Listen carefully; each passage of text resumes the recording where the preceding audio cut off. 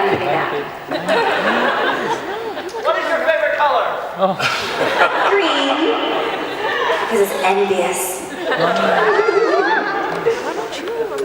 So, how do we want to start? I guess we line scared up. them, see? He was like, don't do this and don't do that and don't do that. Oh wait, did we line up or no line up? Oh, okay.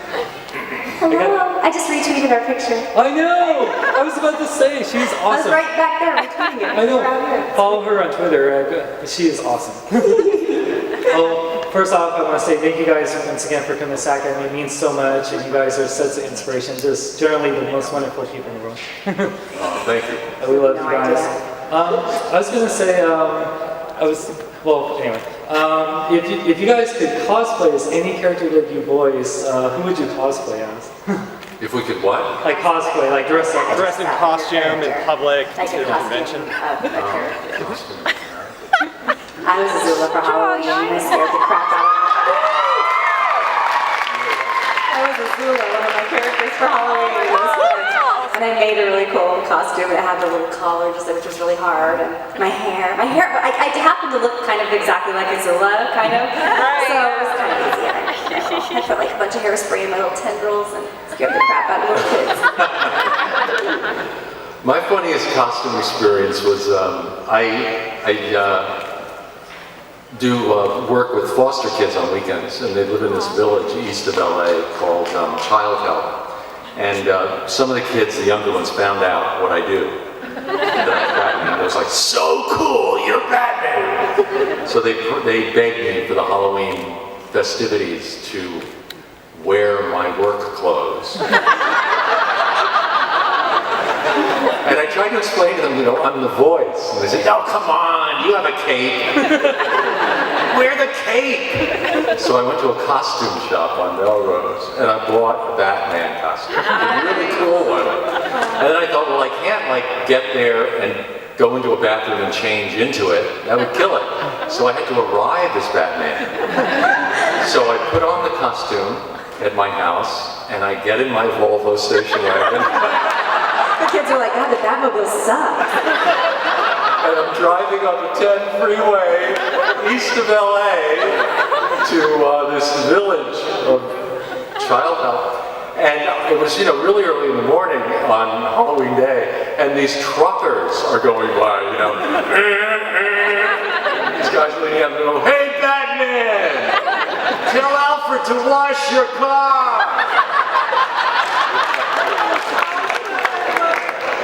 All the way there, trucks after trucks, they were just all, because I think on their CVs they were telling each other, there's a real nut driving the Batman outfit.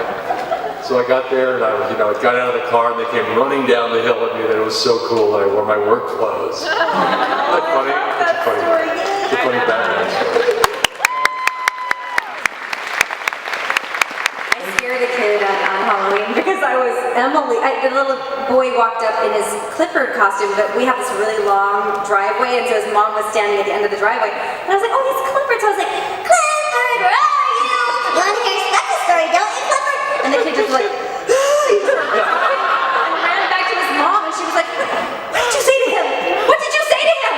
What are you doing? I was like, I'm Emily, and she was just like, wandered away from me. That was crazy, and I just. The parents do react strangely, Go up to the little kid, hi Johnny, how are you? The parents are like, get away from my child. No, it's really, I am Batman. Oh, sure you are. Get away from my child. I love you guys. The last quick question. Since you guys are both actually amazing singers, would you ever collaborate together in a project? We just met. We just like met. 15 minutes or an hour ago. Yeah. It's crazy, but if Been you in want. projects together, but we've never actually met. Oh, I can't believe you're sexy. Oh, no, she's awesome. I would be open to it, but yeah. We'll have to listen to each other's stuff. We have to ease into our relationship. It's just starting. You're working on the Batman Breaking the Bold album. Is amazing. Oh, thank you so much. I didn't even work with Neil Patrick Harris when we sang that duet. I sang my part separately. And then when I did Adventure Time, he came in and I was like, hey, I said, we sang a song together. And he said, oh my God, it's all for YouTube. Well, thank you guys so much. You guys have a great time. Sure. Oh, Thank you. Thank you.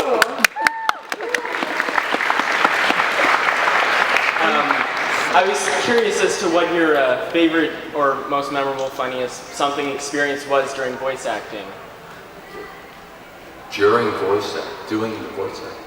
I played, there was this really low budget thing, and I was the only woman on it, so I played like, 3 kids and like a bunch of moms, and then I played an African American mom, and I was just like having a great time. He's like, I was like, get over here, you need to do it, and I was just like getting into it.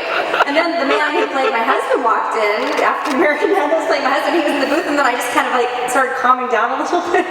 Colette was like, great, keep doing it, like you're not doing it. And I was like, what? I don't know what you mean. She was like, well, you were just, a little bit more, just having more fun with it. It was like more sassy, and I was like, it was sassy? I don't know. And finally, the guy was so cool. He just was like, oh, go for it. I already heard you. Like, I was like, okay. I just felt like, oh, I feel weird now. I feel like, Anyway, so that was embarrassing. I guess for me, are you familiar with Venture Brothers?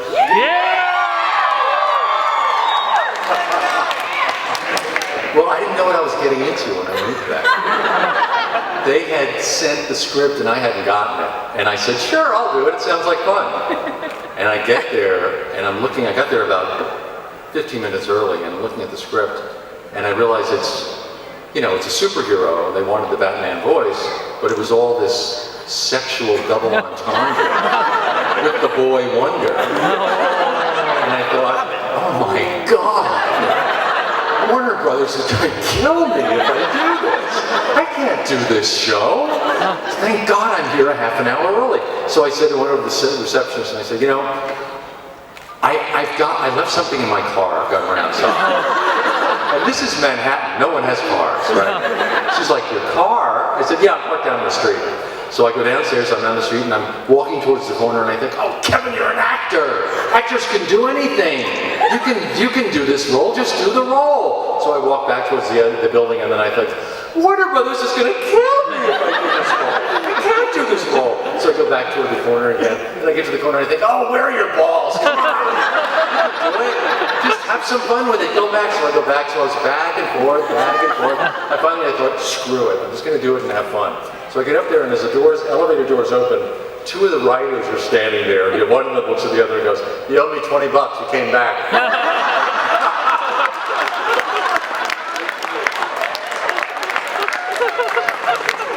They knew exactly what I was going through. I said, I didn't know what I agreed to. I'll do anything per scale plus 10. When I first started in voiceovers, I didn't have my SAG card yet, and I was just taking anything. And there was the Playboy channel needed promos for their movie, Itty Bitty Bang Bang, next on Playboy. It was a midget. It was midgets. I mean, midgets. I shouldn't say midgets. I said little people. Little people. Anyway, but so I was driving home from the job on my phone going, it's a small world after all. A house full of little people with big appetites for These little ladies are out to prove that good things do come in small packages. Bang, bang. Oh my God. And so I was like, yeah, I've hit the bottom of the barrel, guys. I'll do anything. Who's a hoe? Thundercats, ho! Thank you. Sure. He's like, that was way more than I needed. That was way more than I wanted, thank you. It was perfect. Hi, nice to meet you both. I love your Thank you. If you could collaborate with any hero, who would it be and why? Collaborate with any hero. I would get Azula into some good therapy, and I know she's not a hero, but she needs a hug. Collaborate with any hero. I guess I think MacGyver's a very cool hero.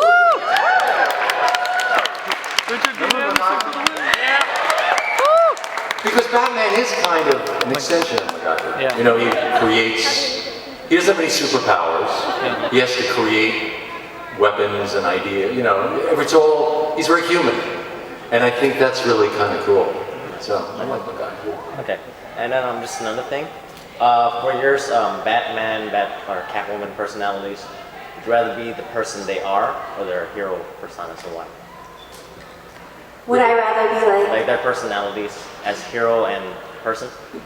Which one do you... Well, my take on playing my role was always that, and it was a really, it was very helpful for me when I started working on the character. Acting is all about choices. It's all about making choices. About the character, about what you're playing in that scene, about where your character comes from. You create these backstories. It's all through choices, and depending on the choices you make, the character goes in one direction or another. And I made a choice really early on that Bruce Wayne was the performance, and that Batman was who he was in his part. So that he wasn't putting on a cape and a cowl when he went into the cave. He was taking off the cape and the cowl and putting on a business suit, and that was the role, to face the world. We all put on suits to face the world. We all put on performances when we leave our houses. So that was a good take for me for playing the role, was that Bruce Wayne was the performance. So that made my Batman performance much more, I think, intimate, and the audience related to that. Does that make sense? Yeah. Do you want it high or low or medium? Do you want it funny or not funny? Yeah, but you're the only one who can do little kid voices, both genders. You better not be mean to me just because I'm a little tiny kid up here and I don't have anybody with me to protect me.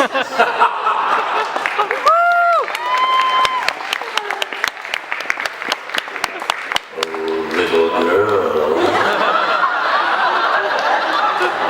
Come sit on my lap. Mommy wants to come over there. Little girl, go play. Alright, thank you for your time. Hi. I was wondering if there were any particular roles that, like, they were very different from what you expected when you went into the role, like, turned out very different. I didn't know I was playing Catwoman until I walked in there, so that was Really? kind of different. Yeah, the creators wanted somebody else, and I don't think it worked out. So Colette Sunderman, the director, just called me You stole that role. out of the mouth of a hungry woman. Poor actress. She- Her children are starving. Child Help Village, and you're dancing up for them. Yeah, so that was very different. I walked in and I was like, oh wow, Catwoman. And then it was just one afternoon of my life. And then a few months later, my husband was like, oh my God, Arkham City's trending on Twitter and I think you're involved in it. Were you Catwoman? I was like, oh yeah. That's one. A fun thing is, I don't know if you realize that there are certain union rules in the business, and they're allowed to use actors for up to 4 roles, is it? 3, and then you get an extra 10%. 3 of them person. So they can use you for 3 characters in a show without paying you anymore. So when they cast you for 1 role, they're often thinking in the back of their mind, okay, now we have, this truck driver or this pilot or this waitress, and they're small roles, and they don't want to pay a whole nother actor's salary to do those roles. So when you get there, they go, okay, now you're doing Batman, and you're also doing Pilot 1 and Waiter 2. I'm also Vicky Vale. Yeah! So I'm also this tortured scientist. But isn't that interesting? I mean, often we don't know until you get in there that you're going to be doing these other characters. And they kind of divvy up the small ones. So you kind of have to come up with voices on the spot that are distinct, because they don't want it to sound like Batman, It's got to sound like somebody else. So you're kind of thinking really fast on your feet, Sometimes they audition you right there. They'll just be like, Tara, Gray, Yeah. you guys both each get Yeah, thanks. lady cry. Okay, now will you try the waiter? Okay, now you try the waiter, and then you try the waiter. Yeah, so it's too much pressure for me. I can't do that. I'm always like, just give it to them, just give it to them. All that rejection. Yeah, I can't handle it. Hello there. Hello, great costume. I was wondering, what was your favorite Batman villain besides me? I like Two-Face. Yeah! Yeah, Two-Face. Troy's awesome. Sadistic. Batman, for me, there's that special relationship with the Joker that it's just, and also because of working with Mark Hamill. Yeah! He's an incredibly talented guy.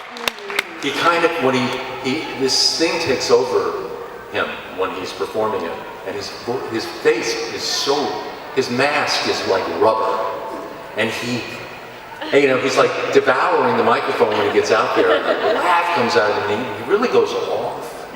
And he's a very generous actor. He gives a lot. And the more you give him, the more he gives back. So we get in there together and we're like two kids. We have so much fun together. So there's a special relationship with Mark. So that makes me really enjoy working on the Joker stuff. I did this thing with Mark Hamill, which was like nobody saw. It was called Danger Rangers. Does anybody? It was Oh on my gosh. Nick. Okay. Yeah. It was like maybe my Nick Journey, but it was just like a safety show. And I'm sorry, it was the only thing I've ever been nominated for an Annie for, and I'm like, what? Oh my god, I was embarrassed as it was rolling. I was like, oh god, don't play my clip. Oh god, everybody's gonna cringe. Anyway, but he played like Burble, this turtle, whatever, and they made these little figures of it, like little, and somebody just came up to Mark, just not thinking, and going like, oh my god, it's so cool. Did you ever think you have an action figure made out of your character? That was hilarious. I guess not that hilarious though, huh? And then one more for Gray. As Azula, you got to play such a complex and interesting character. What did you think was your favorite episode doing her? I love the beach. Because, yeah, it was just so fun to see somebody so completely evil try to flirt with someone. That's a sharp outfit, Chan. Sharp enough to puncture the hull of an Empire-class Fire Nation battleship, leaving thousands to drown at sea. So, sharp. It was just fun to see her just like so uncomfortable and like threatening him to date her. Thank you. No problem. That show is such a great show, and I'm doing The Legend of Korra too. Three characters. Nice. None of them are firebenders. Oh. Hi. You guys are probably not allowed to talk about this, but will there ever be another Arkham game? Don't. If we talked about it, we'd have to kill you. But Batman doesn't kill. Makes sense. No, not that I know of. Arkham World. Will be there? What he said. Will the Justice League be involved? I'm sorry? The Justice League, will they be involved? I don't know. Don't know. Well, we can't say. Injustice, you then. I get it. Batman. Because if I wasn't involved in the Justice League thing, I would just say I wasn't involved. Oh, snap. Hi there. Hi. I was wondering, what's your most interesting con experience, both of you guys? Comics. Like, like convention experience. Yeah. I fell asleep in the closet. I haven't done a ton of these things. I've only done like 4. This is my 4th one. But I was so tired when I went to, I think it was AFO, or no, it was Camelot Gardens. And I thought, like, I'm gonna take a nap in this closet because I had like a green, they just had one hotel room for our green room. And so like I made my little nest and I got in there and I was like so dark and quiet. And I woke up to like 50 text messages like, where are you? Oh my God, we're on stage, you're reading the live reading. And I was like, oh God, my hair was just like a mess. And I wandered up on stage and of course that made it to YouTube, that picture of me. And I'm like talking about Taizula and I'm just like, I was just really awake. But Taizula is totally true. I think what's interesting is to watch how they've evolved.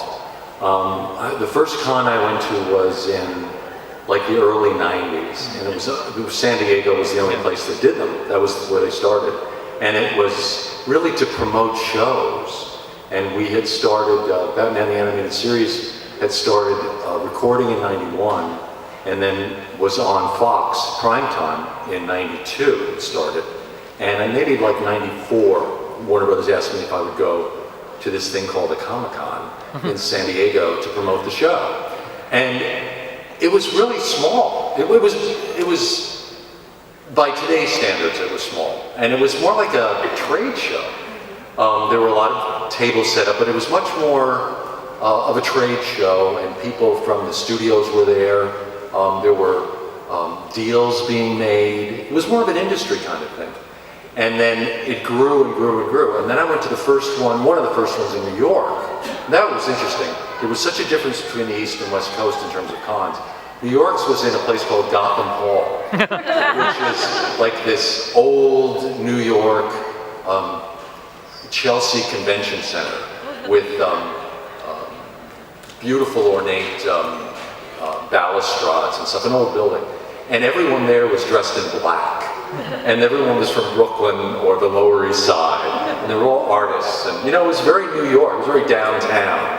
And I thought, wow, this is so different than San Diego. And then, but it's all evolved kind of over time, so that now that they become these huge commercial events. So that was interesting to watch them evolve. I couldn't get into a panel once because I didn't have my badge yet. I drove straight from LA and it was like tons of traffic and I was supposed to be at a panel and I'm like standing outside the door going, no, and they wouldn't let me in. And so like a fan came up and was like, oh my God. And I was like, I know, I'm trying to get in there. Could you tell them that I'm supposed to be there? They're like, she's totally supposed to be in there. She's the voice of, and then pretty soon like 5 or 10 like people started coming around and going, let her in there. She's the voice of the thing. And finally the person's like, oh God, okay, just go ahead. And I ran. It's nice. You came to my rescue. Thank you. Sure. Hello. Hi. Hi. A question for Miss Delisle. What is it like working in like video games, and besides the different franchises you're associated with, both like other games? Because I know did voices for the Speed Racer video game that came out a few years ago. That was like movie time. So what is it like doing the video games as opposed to the cartoons? Oh, video games are a lot more copy. That's like thick copy. Sometimes I'll go in and do a cartoon and just do like 2 lines and go. But the video games are, a lot of screaming, a lot of yelling, my grandma came to visit and she happened to I did a bunch of regular cartoons and I just did like one little thing in each one. And then at night I took my whole family to dinner and I tried to pay and my mom's like, oh no, you're the baby, you don't pay. And I was like, no, I'm gonna pay. And my grandma goes, you let her pay for it. She didn't do anything all day. She went in there, and then they gave her money. The next day, and then they gave her money. You let her pay for the check. My little grandma. Your grandma's awesome. It's really different doing games from doing the animated series or the It's more realistic too, games. Well, a lot of times. The wonderful thing about doing especially for Andre Romano or for Warner Brothers, is that they bring everyone in together, and it's done like a radio play. When you do the series or the films, there's a lot of give and take. You're in a big room together, a recording studio. Yeah, because and there'll be 7 or 8 actors in there together, and you really feel like you're doing a radio play. And in the games, you're alone in a booth for 4 hours at a time. 2 sessions a day, so it's 8-hour days for a week, or maybe 2 weeks. By the end of the week, you don't even know how to speak English anymore. It's just line after line after line after line after line after line after line after line, alone in a vacuum. I'm always pinching the script, like which side is thicker? Is what I have to do thicker, or is what I have done thicker? Yeah. It's really, I don't know if you find this way, because you have to be totally self-motivated too. Because you don't have anyone giving you anything. And it's your own imagination, you got to come up with these own readings and lines, and then you're doing it over and over and over and over and over and over again in this soundproof room. It's very hard. I find the games much harder. The Star Wars Bounty Hunter games, they don't even direct us anymore. They just picked like 5 people that they kind of just thought they can just direct themselves, and we go in there and do it. And it's like me, James Arnold Taylor, Tara Strong. Oh gosh. We all go down to Margarita because we're all in different studios, and so whoever comes out first kind of wins, because we just see who can get through it fastest and not suck. So you come out, that makes me sound like a terrible actor, but we do a good job. We do as well as we can, and we want to beat each other. Because I think that in video games, you have to record often a lot more dialogue, and sometimes the dialogue you record doesn't even get put into the game, it just remains as beta content. Yeah, that's true. Yeah. So, yeah. How do you feel about that? When stuff you worked at recording for a long time and only just, it gets cut out of the game? I'm okay as long as I end up in it and the check clears. I used to be mad when I did it on camera though. You are an actress, aren't you? You are such an actress. I hate it when I'm in something on TV and I call people like, oh my God, I know I went to 6th grade camp with you. You might not remember me, but I am going to be on, whatever. I'm just telling everybody, and then I'm watching the credits going, my part hasn't come up yet. Maybe I'll be on the side picture while they're scrolling the credits. Maybe that's where my part's going to be, and then you're just not in it anymore. It's embarrassing. And before you leave, you and your brother or your friend, I didn't get a picture with you guys, and I promised you that I would take one with you. So if you want to meet me outside. Thank you. You're all good. No problem, no problem. Hi. Hi. I have a question for Kevin. Oh. Have you seen any of the Batman live action films, and which one is your favorite? I think the most recent Dark Knight Rises Yeah, the Christian Bale Batman have been the most true to the legend, and they've been really wonderful. But I find something valid in all of them. And I think that's why they keep recasting the role.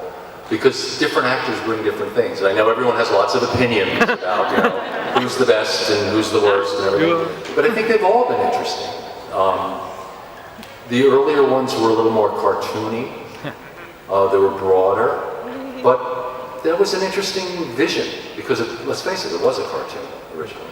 The more recent ones have been more like, the Legends of the Dark Knight. They've been more dark and sinister, which I also think is wonderful. I think the Christian Bale ones have been the most true to the legend. But I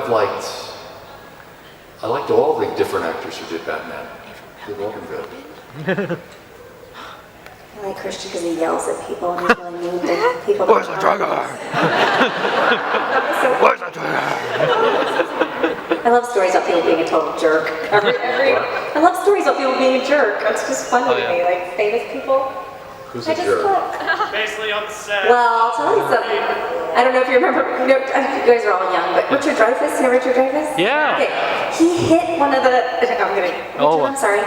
He was working with in the booth with one of the engineers, and then he was leaving, and he hit his car out in the parking lot, and then he tried to leave, and the valet stopped and was like, "Excuse me, you hit the car," and he was like, "Ah." So they brought the engineer out that he had just been working on with him for like 2 hours, and the guy's like a poor guy who makes like minimum wage, and he was like, "Oh," and he's like, "So we're gonna make a big deal about this or what? Do you want my insurance information or what?" Wow. Richard. I don't call him Richard for nothing. That's awesome. Yeah. I'm ready to get sued. It's about time. So this is a question for Gray. What's your favorite Azula line? My favorite Azula line? Yeah. Yes! We've defeated you for all time! I love how, that's how I feel about Scrabble. When I play Scrabble, I get really mean. One time I just was so mad that I lost that I tackled my friend and I had him down. I was so mad. I was like, "I hate you so much! What, you just got good letters, that's why!" Very competitive. Question for Kevin. What's your favorite Batman line? Just What is my favorite Batman? Freeze!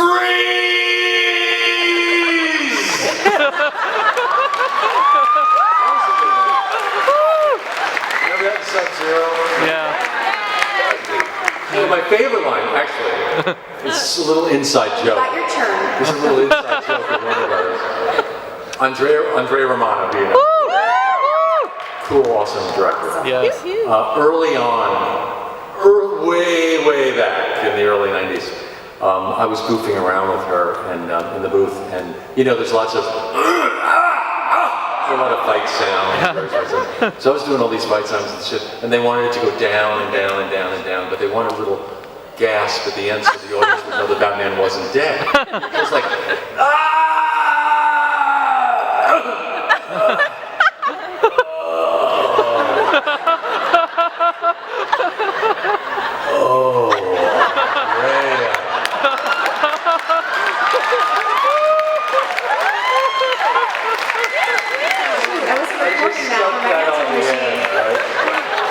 She was on the floor. All of her, so it's funny.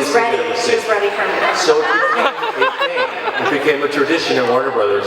Whenever I would have a big fight scene, at the end of it they'd go, "And now you say," and I go, "Oh, Andrea." What was funny was you always have guest actors in who've never been there before, And there's Kathleen Turner going, "What? Is this like a porno film?" She doesn't know anything about that. It's not deep throat. Okay, what was that thing she was in? I don't know, whatever.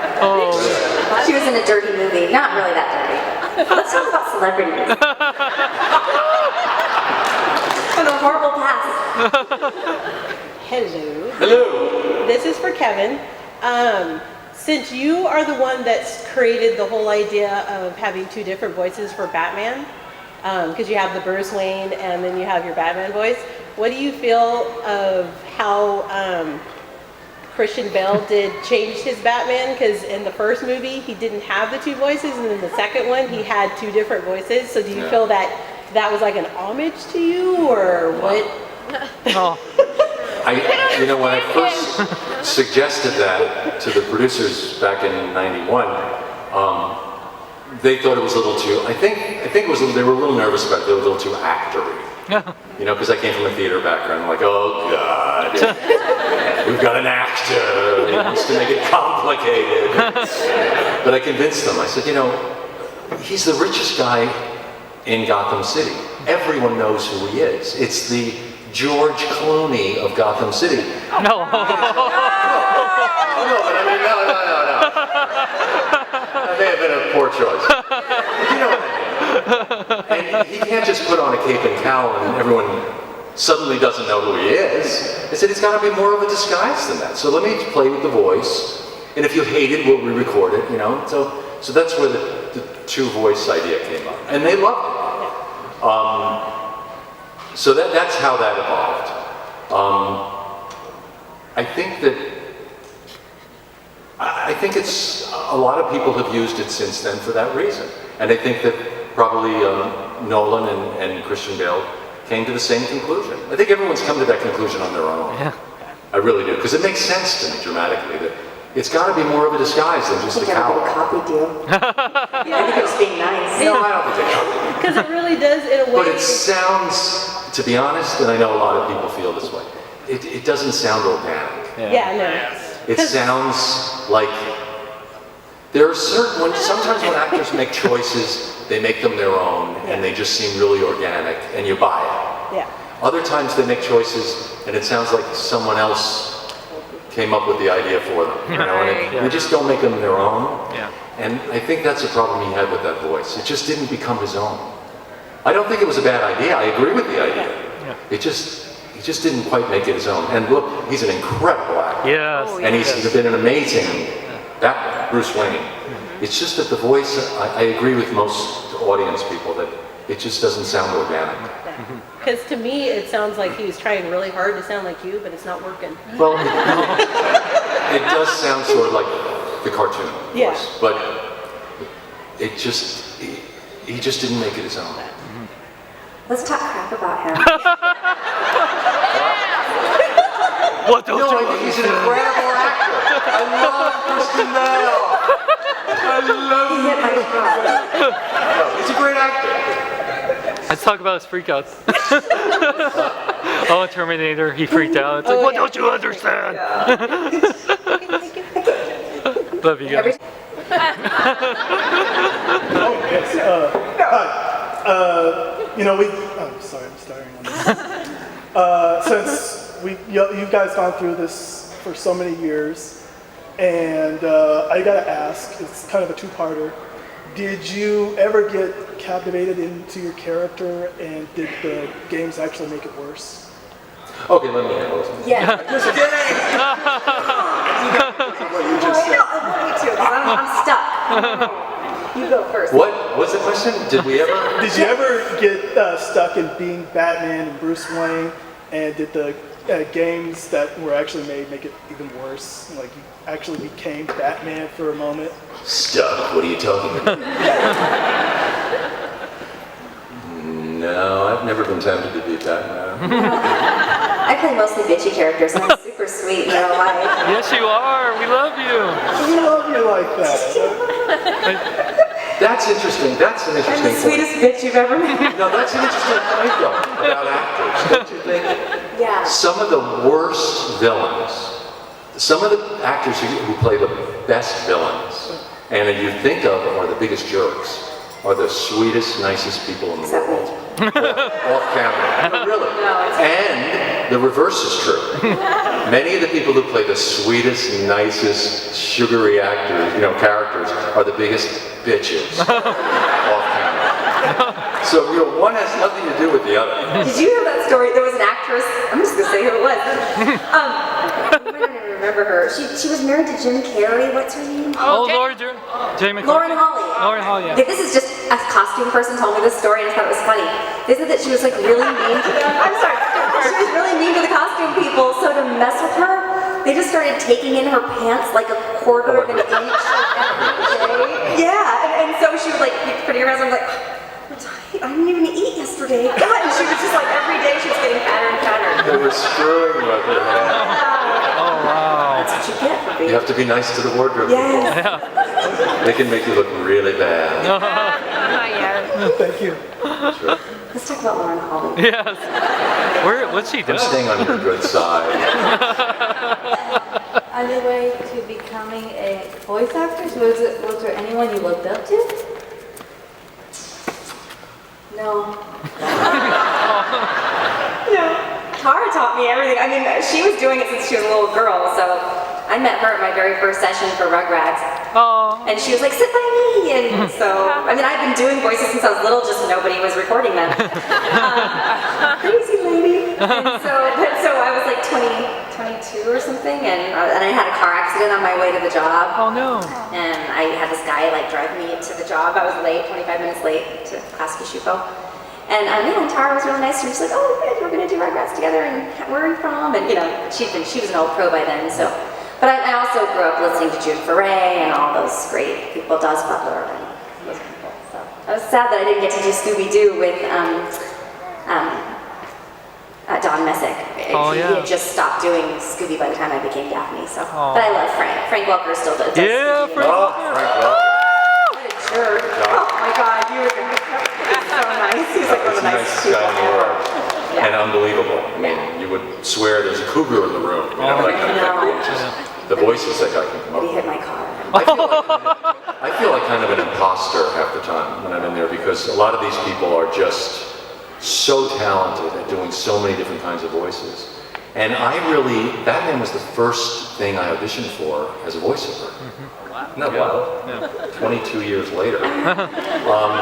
And I went in just as an actor. I was just in LA doing a series, and I happened to be there because I lived in New York at the time, and they said, oh, they're looking for animation voices over at Warner Brothers doing a new show.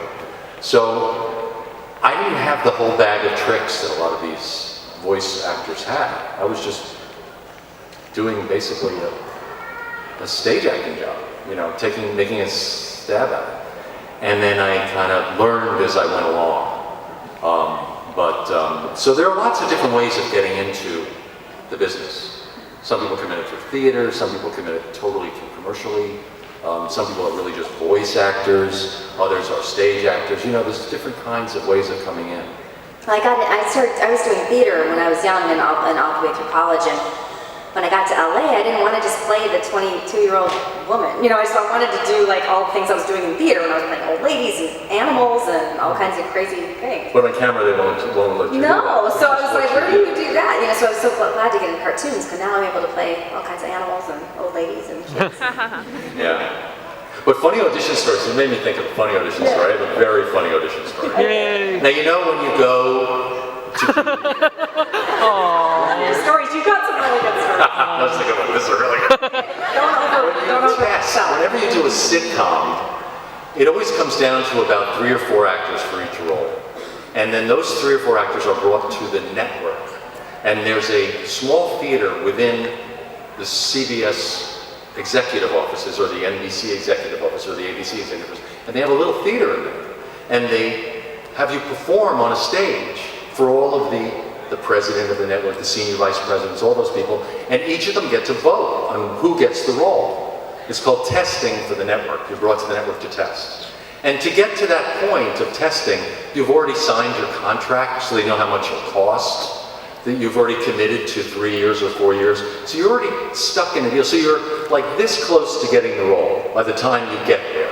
But then it's always up to 3 or 4 different actors, because for any job you see on TV, there are usually a half a dozen actors who would do it just as well as the person who got the job. But it's just a question of the network executives voting for who got the most votes at that test. So that's how important that test is.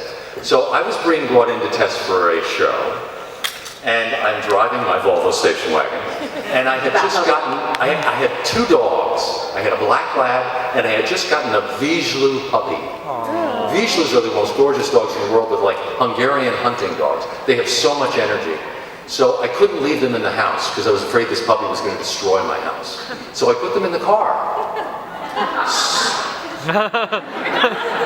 So I've got my suit on and I'm on my way to CVS and I'm going to do my test. And I thought, oh, I got to go get some gas. So I pull into a gas station and I hear a thump from the back seat. And I turn around and the Delisle puppy has knocked over a big bucket of gray oil-based paint that was in the back of the station wagon.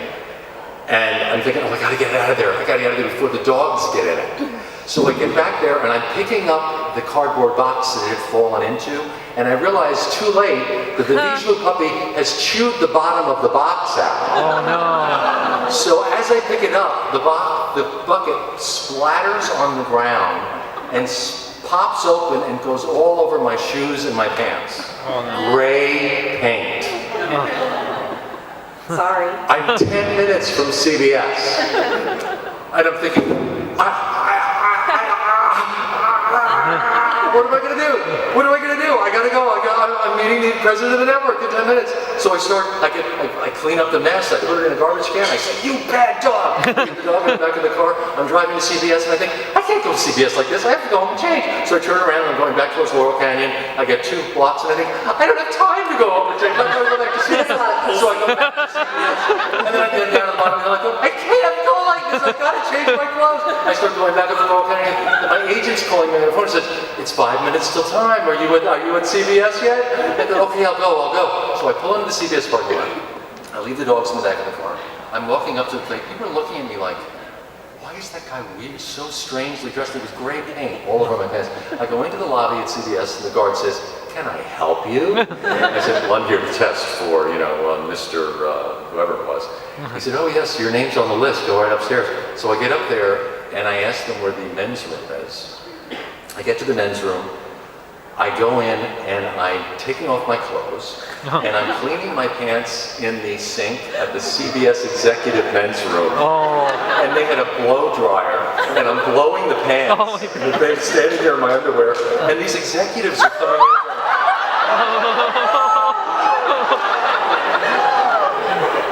Can I help you? Oh no, I'm okay. I'm just drying my pants. Just apart. So I get my cousin, everything was looking, pretty cool. So I go in there and I did my audition, I did my audition. I got the role. Yeah. And the first day on the set, one of the producers comes up to me and says, I understand you have a really interesting story about that audition day. He said, I heard some of the other people say they ran into you in the men's room and you didn't have any clothes on. So that's like my Tonight Show story. Oh. Not a great story, it's funny. It's awesome. The things actors will do. I don't even know what your question was.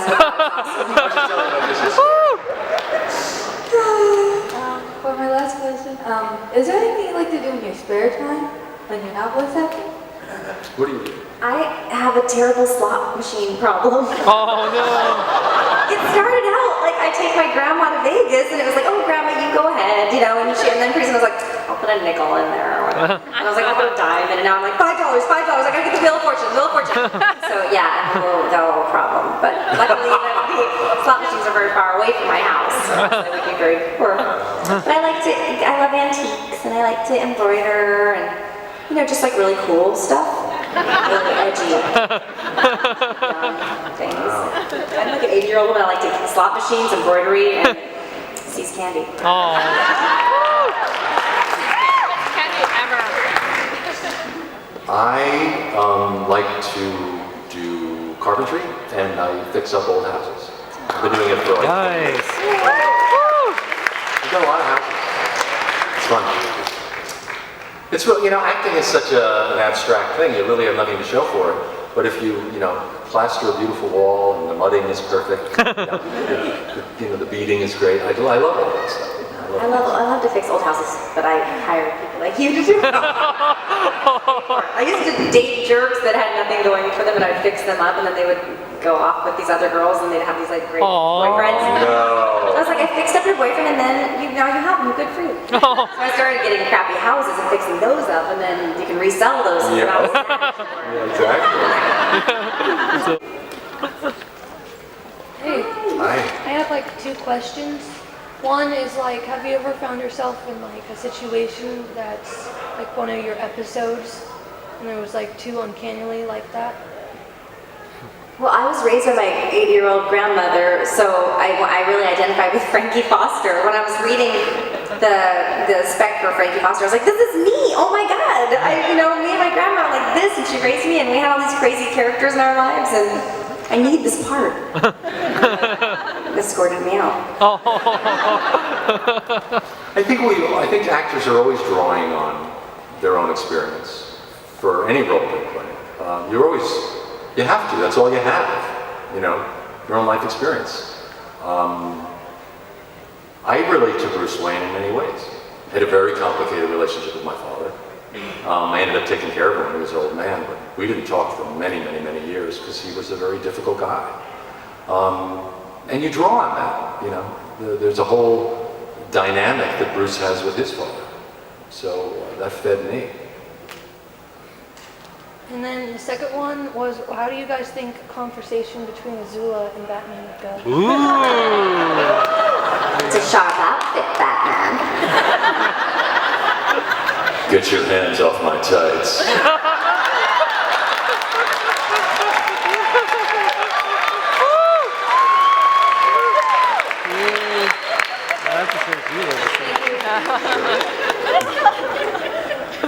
Aww. There's a daddy coming. It's a daddy.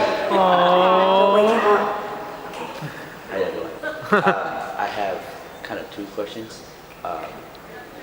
My first question, actually it's a request. You said you played a part in Rugrats. My wife is in the hospital right now. She great if you can do your character and I can put it on video. Okay. Could you do that for me? Her name is I remember, Sissy. God, it was like 20 years ago, but I was an adult 20 years ago. Right. This is one of the McNulty brothers from Rugrats, and I hope that you have a really, really okay day and that you feel a lot better very, very soon.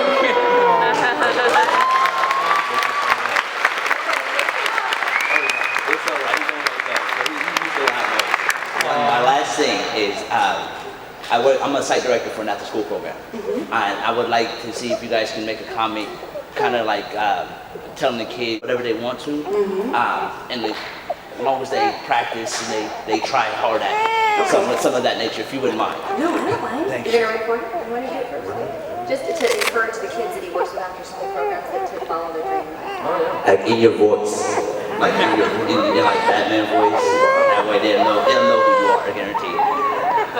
All right, I just want to give a shout out to all the kids that always follow your dream and always be true to yourself. And there'll be infinite possibilities for you if you do. Listen up, twerps. This is Vicky the babysitter. You better not mess up or I'll come babysit you, alright? Better be good.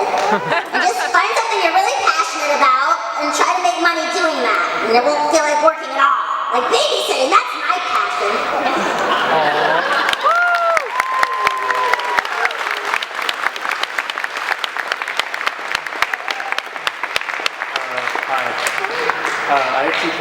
I have two questions for Kevin.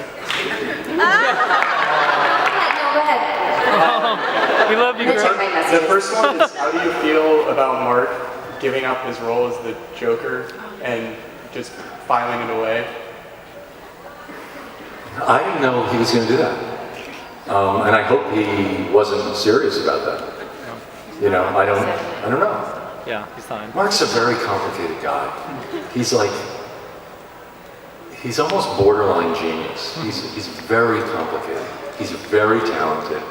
And if he doesn't really feel challenged by something anymore, he loses interest in it.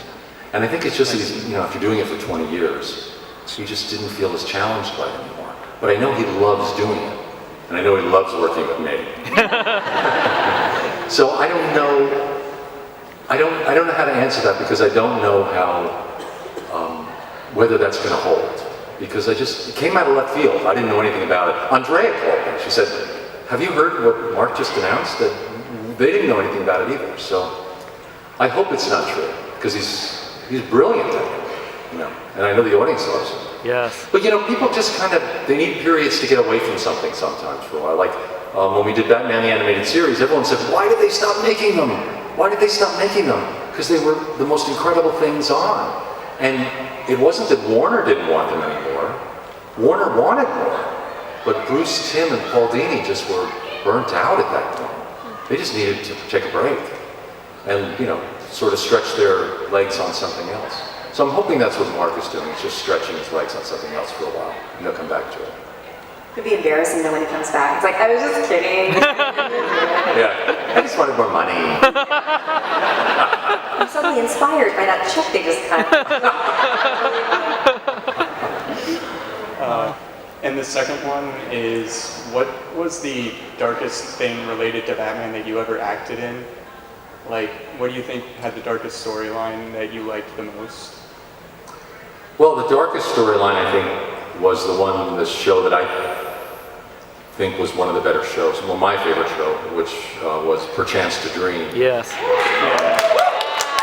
That's just such a fascinating show. It's this whole psychological thing that Batman is drugged, and he goes back into his childhood, and he has to relive all the drama of his childhood.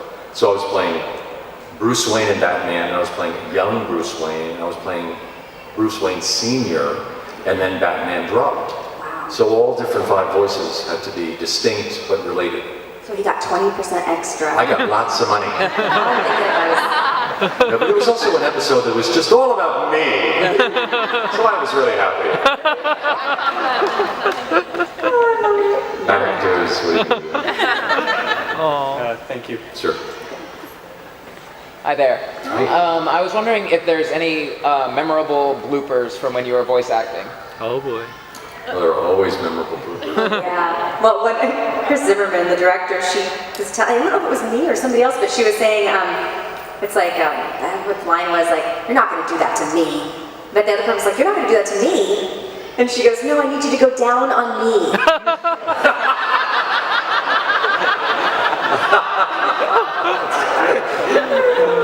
That's very There are lots of kids here. Yes, we apologize to the under 12 crowd. I forget this stuff as soon as I record it, but there are always very funny things that happen. But I can't think of anything right now, I'm sorry. It's fun. Thank you. Sure. Are we done? I mean, not that I want to, I'm just... Oh, it's 2 o'clock. Of course. Seems like I really hate to do this, everyone, but that's all the time we have for this panel. I'm so sorry. Thank you all so much for coming in. Thank you both.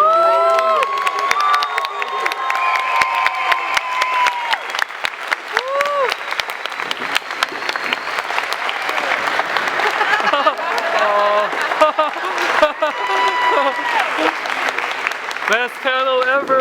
Go to BKBN.net! Go to BKBN.net! Go to BKBN.net! I tell you to go! Go now!